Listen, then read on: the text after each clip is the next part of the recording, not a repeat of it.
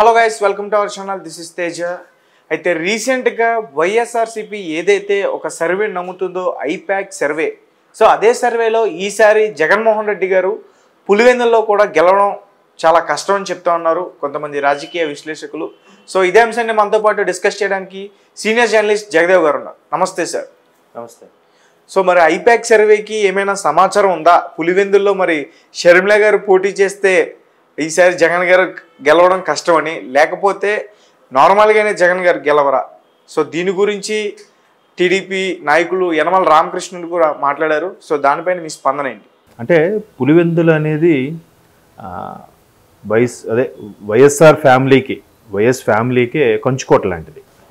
So ఇంతకుముందు మనం మాట్లాడుకున్నట్టుగానే అక్కడ ఎవరు వచ్చినా గెలిచే అవకాశం ఉండదు. కేవలం వైఎస్ కుటుంబ సభ్యులు కానీ వైఎస్ కుటుంబ సభ్యులు మద్దతు ఇచ్చిన వాళ్ళు కానీ గెలిచే అవకాశాలే ఉన్నాయి తప్ప మిగతా వాళ్ళు అక్కడ ఎంటర్ అయిన సందర్భాలు కూడా లేవు.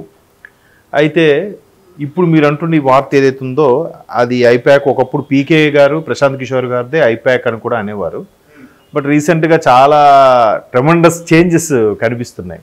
పీకే గారు మళ్ళీ ఇటు టీడీపీకు రావడం, ఇటువైపు స్ట్రాటజిక్ మేనేజర్గా ఉండాలనుకోవడం, ఈ నేపథ్యంలో చంద్రబాబు గారితో సుదీర్ఘ సమాలోచనలు చేయడం, తర్వాత అంతకు ముందే ఒక 3 నెలల కిందటే పీకే గారు, 2 నెలల కిందటే పీకే గారు వైఎస్ జగన్మోహన్ రెడ్డి గారి కోసం పరోక్షమైన వ్యాఖ్యలు చేశారు ఒక ఈవెంట్లో. ఏమని అంటే, అభివృద్ధి లేకుండా పథకాలు ఇచ్చుకుంటూ పోతే ఎప్పటికైనా నష్టం, దానికి బెస్ట్ ఎగ్జాంపుల్ ఆంధ్రప్రదేశ్ అన్నట్టుగా కూడా ఆయన ఒక సందర్భంలో మాట్లాడారు.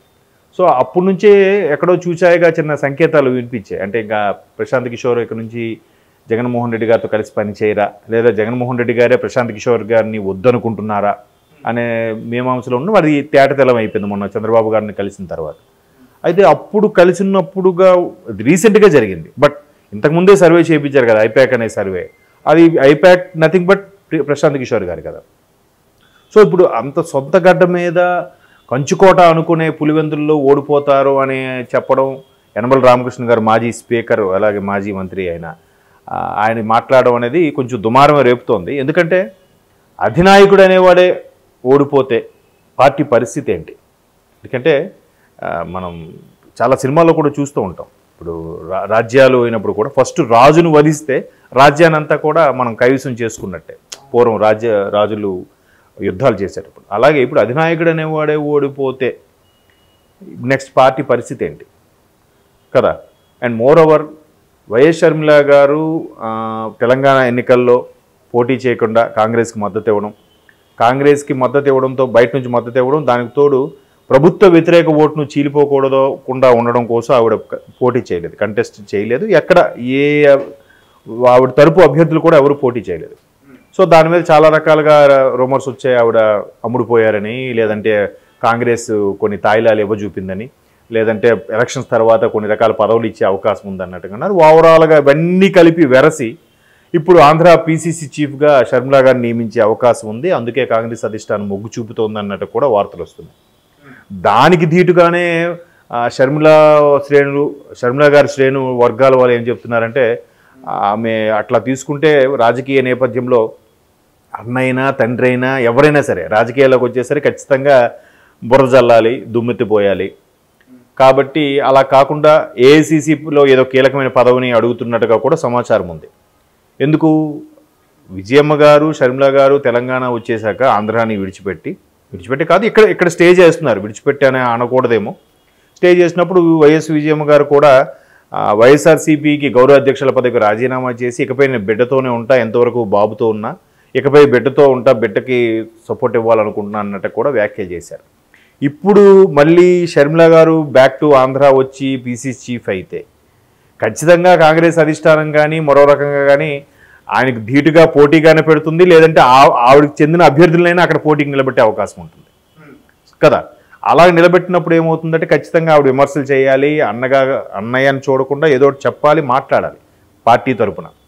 ఇంకా కుటుంబ కలహాలు పెద్దవయ్యే అవకాశం ఉంది. కుటుంబంలో చిన్న చిన్న మనస్పర్ధలు వస్తుంటే మనస్పర్ధలు పెరిగే అవకాశం ఉందనే ఉద్దేశంతోనో మరే ఇతర కారణాలతోనో ఆవిడ దానికి మొగ్గు చూపట్లేదు. ఏఐసీసీలోనే ఏదో ఒక కీలక పదవికి మొగ్గు చూపుతున్నారన్నట్టు కూడా షర్మిల తరపు వర్గ శ్రేణులు మాట్లాడుకుంటున్నారు.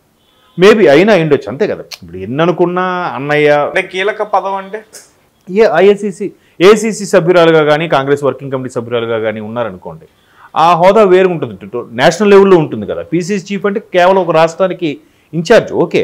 బట్ ఇప్పుడు అక్కడ ఇన్ఛార్జ్గా ఉన్నప్పుడు ఆ కాంగ్రెస్ అనేది పూర్తిగా తుడిచిపెట్టుకుపోయింది, ఒక్క సీటు కూడా గెలుచుకోలేకపోయింది. ఎందుకు? తెలంగాణ ప్రకటించడం, అక్కడ ఆంధ్రాలో జీర్ణించుకోలేకపోయారు. సో కాంగ్రెస్ ఒక్క సీటు కూడా గెలుచుకోలేదు.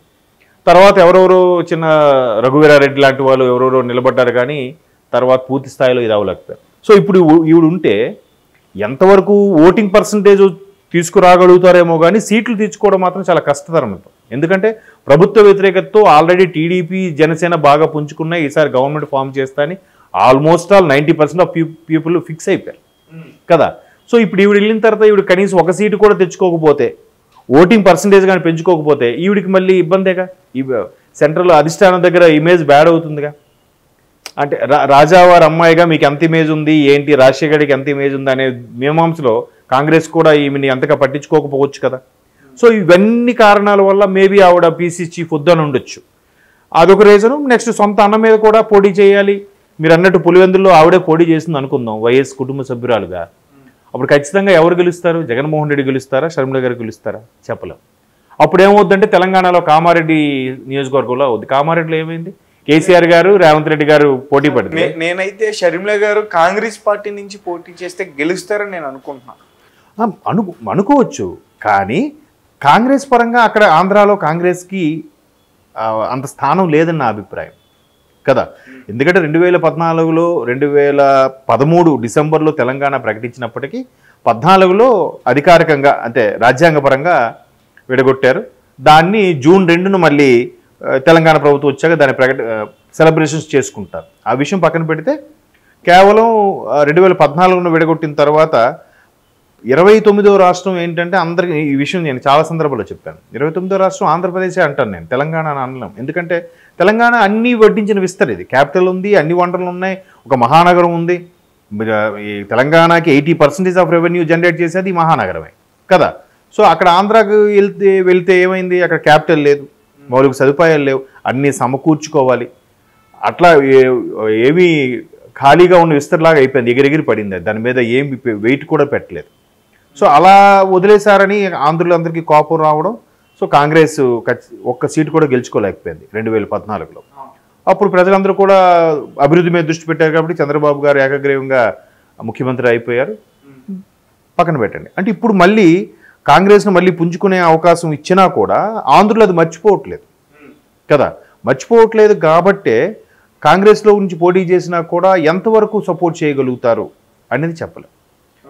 మళ్ళీ అందుకే అంటున్నాను, కామారెడ్డిలో ఏదైతే తెలంగాణ కామారెడ్డి పొజిషన్లో కేసీఆర్ గారు రేవంత్ రెడ్డి గారు ఇద్దరు ఉద్దండులు పోటీ పడేసరికి అక్కడ అల్టిమేట్ మధ్యలో వెంకటరమణారెడ్డి గారు బీజేపీ తరఫున ఆయన గెలిచారు. సో ఇప్పుడు అన్నాచెల్లెలు ఇద్దరు ఒకే స్థానంలో పులివెందులో మీరు అన్నట్టు కాంగ్రెస్ తరఫున ఫేవర్గా ఉండి పోటీ చేసి ఆయన వైసీపీ తరఫున పోటీ చేస్తే మీలాంటిలో సరే ఆడబెట్టే కదా, లేదంటే కాంగ్రెస్లో పోన్లే రాజశేఖర రెడ్డి గారు అమ్మాయి కదా అని ఫేవర్గా ఉన్నా ఈ రెండుకి పోటీ మీద మధ్యలో తెలుగుదేశం అభ్యర్థి గెలిచేస్తారేమో. ఆల్రెడీ అక్కడ బీటీకి రవి గారు కూడా మంచి ఇదిగా చేస్తున్నారు, ఆయన నాయకత్వంలో బాగా తీసుకొస్తున్నాడు. ఆయన ప్రభుత్వంతో పోటీగా ధీటుగా ఉన్నాడు టీడీపీ తరఫున. అక్కడ మేబీ ఆయన పెడతారో, ఆయన చెందిన వ్యక్తులు ఎవరు పెట్టా కానీ బీటీకి రవి ఖచ్చితంగా సపోర్ట్ ఇస్తారు కదా.